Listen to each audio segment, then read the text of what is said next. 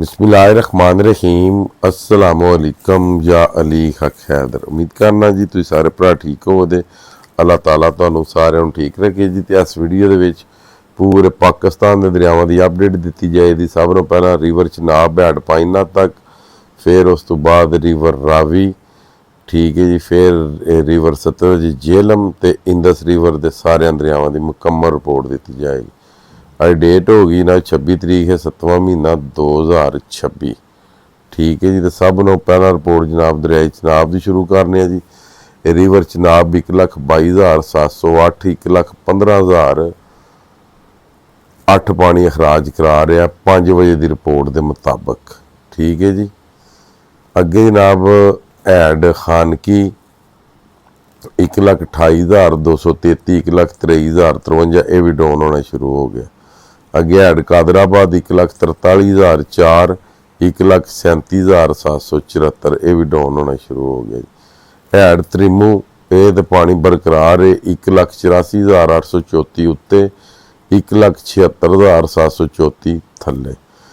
अगू जो हैड त्रिमू ने पानी पास कराए ने तो दरिया झेलम वाला जो पानी है वह हुण पहुँच रहे जनाब हैड पाइनाथ ते हैड पाइनाथ इस टाइम है अप स्ट्रीम 1,37,905 ते 1,23,805 का अखराज, ठीक है जी। हैड पाइनाथ वाले तो त्रिमू वाले तो चन्योट वाले तो झंग वाले जेडे ने झंग के इलाके तो पानी फिर गए है तो हुण पानी निकल गया अगा।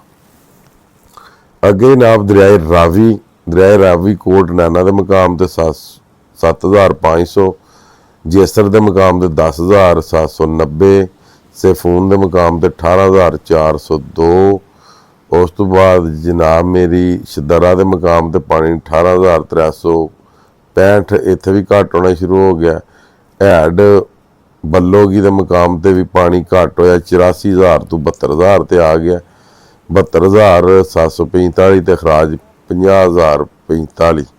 अगे जनाब मेरी गल कर लैने हैड सदनाई की तो उत्थे पानी है 62,841 ते खराज 48,541 का जी। उस तो बाद गल कर लैने दरिया सतलुज की गंडा सिंह के मुकाम से 687 ते खराज भी 687।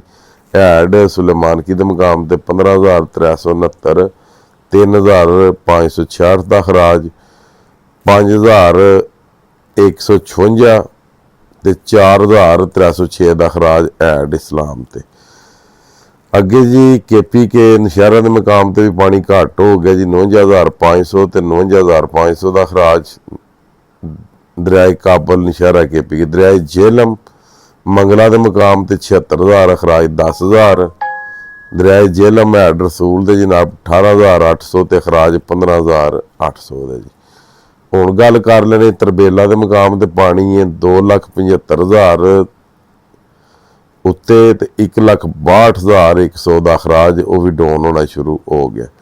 काला बाग जनाब मेरी अप होना शुरू हो गया। काला बाग को पानी है 3,40,382 ते 3,32,142 का खराज। चश्मा बराज 3,65,226, 3,58,095 का खराज, ये भी डाउन होना शुरू। तौसा 3,26,832, 3,07,332 का खराज।